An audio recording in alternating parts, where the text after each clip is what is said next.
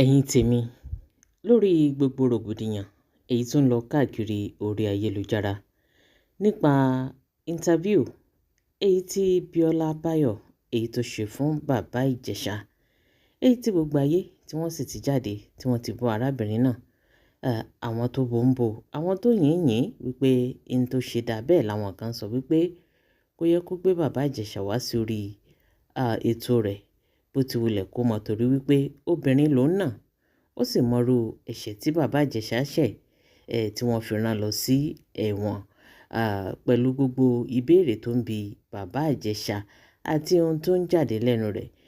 Àwọn èèyàn ń sọ wípé dájúdájú Abíọ́lá Báyọ̀ kò kí ń ṣe abiyamọ. Ẹ̀yin èèyàn, lẹ́yìn gbogbo ọ̀rọ̀ tí àwọn èèyàn sọ yìí, Abíọ́lá Báyọ̀ ó ti jáde láti wá tọrọ àforíjì lọ́wọ́ gbogbo ọmọ Nàìjíríà. Bẹ́ẹ̀ sì ni ó ní kí Ìyábọ̀ Òjó kó ṣe àforíjì fún òun tó bá níbi tí òun ti gbà ṣẹ́ àbí tóun ti sọ tí ò yẹ kí òun ó sọ. Ó ní òun ò wá ṣubú rẹ̀ o bí kò ṣe wípé ìgbéga rẹ̀ òun lòún wá. Bẹ́ẹ̀ sì ni ó ṣàdúrà fún un. Lẹ́yìn ìgbà tí Abíọ́lá Báyọ̀ tó jáde tó wá ṣe apology tó sì bẹ gbogbo ọmọ Nàìjíríà, ibẹ̀ ni a ti rí àwọn kan náà èyí tí wọ́n jáde tí wọ́n sì tún bẹ̀rẹ̀ sí ní bò wípé apology tó wá ṣe yìí wọ́n láwọn ò gbà o, wọ́n láwọn ò gbà wọlé. Ẹ̀yin tèmi, eléyìí gbẹnu tán. Lẹ́yìn ìgbà náà ni a rí Princess èyí tó náà jáde tó wá kò fún Abíọ́lá Báyọ̀ wòtòwòtò. Ẹ̀yin tèmi, ọ̀rọ̀ náà mọ̀ pọ̀.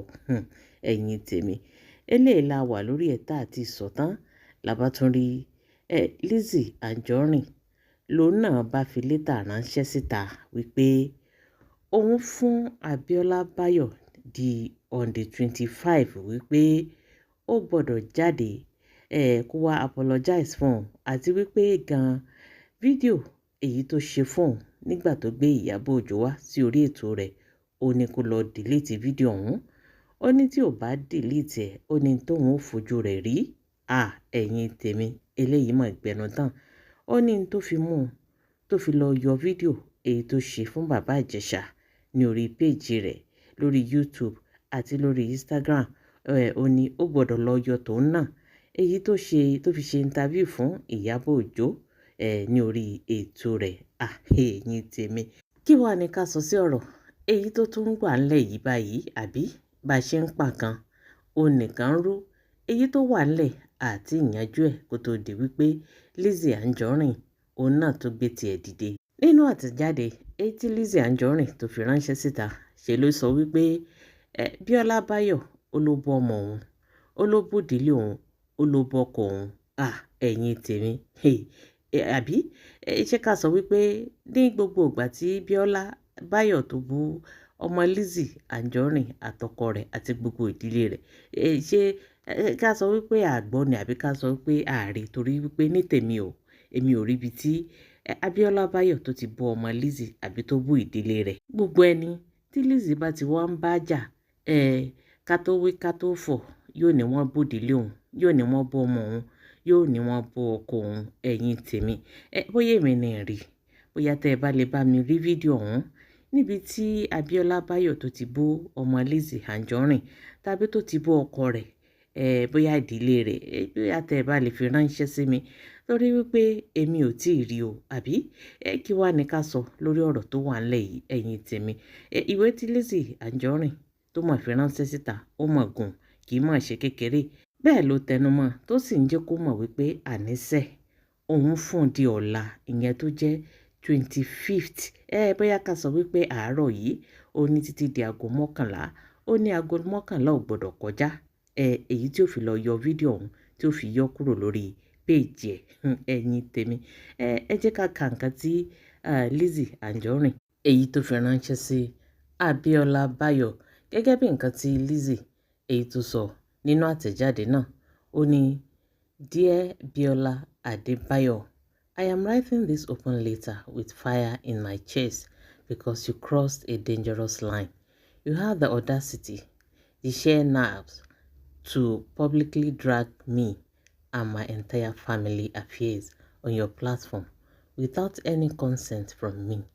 You went on your show, sat comfortably, and subjected my innocent children and my family to public ridicule and mockery during your interview with Iyabo Ojo Gistlover that got a page called Gistlover. How dare you? How dare you expose my children to the world like that? You think you can just open your mouth and say whatever you like about me and my family without consequences? Think again. I am giving you an ultimatum and I mean every single word. You have until 11 a.m. 25th of March 2026, not 11:01, not later in the afternoon, but exactly 11 a.m. to delete that video immediately. Remove every trace of it from your platform.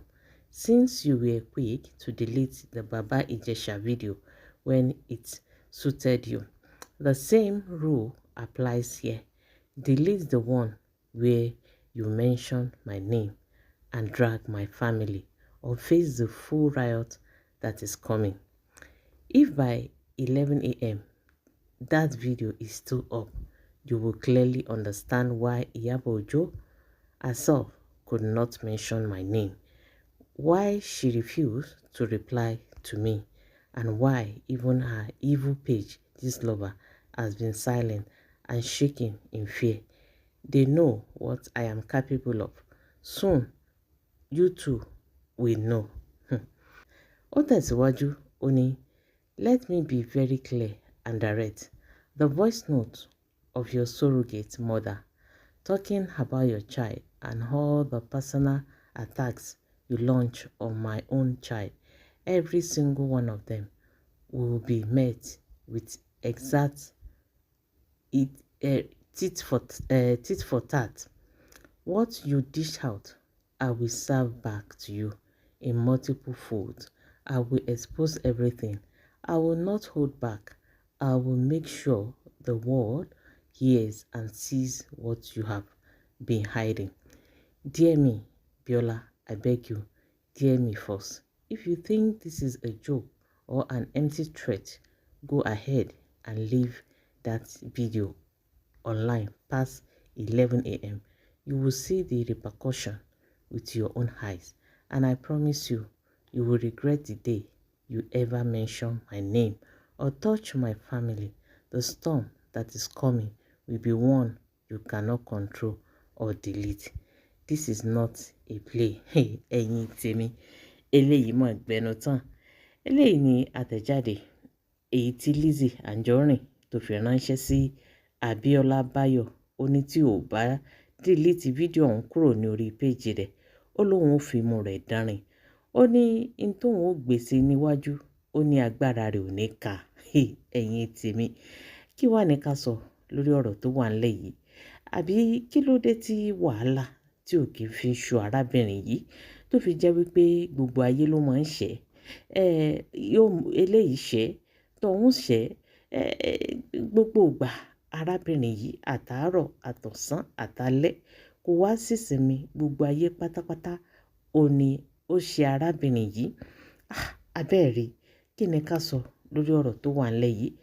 Ó ní ṣe ni kó lọ yọ fídíò ọ̀hún kúrò lórí péjì torí wípé ó dárúkọ ọmọ òun, ó dárúkọ ọkọ òun, ó ní ó dárúkọ ẹbí òun nínú fídíò èyí tó ṣe pẹ̀lú Ìyábọ̀ Òjó níbi interview èyí tó ṣe. Tá ẹ̀ bá gbàgbé, níbi nǹkan bí oṣù bíi mélòó kan, èyí tí Abíọ́lá Báyọ̀ ó gbé Ìyábọ̀ Òjó wá sí orí show rẹ̀. Abíọ́lá Báyọ̀ ó sì bi léèrè nípa aáwọ̀ tó wà láàrin òun àti Lizzy Anjorin. Tèmi rántí wípé ó bi Ìyábọ̀ Òjó nígbà náà lọ́hùn-ún. Èmi ò rí ibi tí Abíọ́lá Báyọ̀ tó ti bi Ìyábọ̀ Òjó nípa ọmọ Lizzy àbí nípa ẹbí Lizzy àbí kí ni ká tó pe gbogbo kòtòkòtò èyí tó tún wà ńlẹ̀ yìí tó fi ń di wípé Lizzy Anjorin ó gbé adúrú àtẹ̀jáde yìí síta tó sì ń jẹ́ kí Abíọ́lá Báyọ̀ ó mọ̀ wípé òun ó kọlù, Ọlọ́run òun ó run jégéjégé. Ẹ̀yin tèmi, eléyìí mọ̀ tó gbẹnu tán. àbí ọ̀rọ̀ ló délẹ̀ yìí, kí ni tẹ̀yin náà rò lórí ọ̀rọ̀ tó wà ńlẹ̀ yìí? Kí ni tí ẹ rí sọ sí? Ǹjẹ́ ṣé kí Abíọ́lá Báyọ̀ kó lọ dìlítì fídíò ọ̀hún èyí tí Lizzy Anjorin sọ ni? Àbí kó tiẹ̀ ṣaláìgbọ́ kó ṣe bí ẹni wípé òun ò gbọ́ nǹkan tí Lizzy Anjorin sọ gẹ́gẹ́ bí àwọn èèyàn ṣe mọ̀, àwọn ọ̀pọ̀lọpọ̀ ọ̀rọ̀ míì àwọn èèyàn ò tiẹ̀ wá dá lóhùn mọ́, bóyá kò tiẹ̀ má ṣe bí ẹni pé òun gbọ́. Àbí kí ni tẹ̀yin náà rò wípé ó yẹ kí Abíọ́lá Báyọ̀ kó ṣe nírú ohun tó wà ńlẹ̀ yìí? Gbogbo ìdáhùn yín ẹ fi sí orí comment section. Ẹ jẹ́ ká jọ sọ, ẹ jẹ́ ká jọ jọ́ ẹ̀yin tèmi. Abẹ́ ẹ̀ rí wípé nǹkan ń bẹ.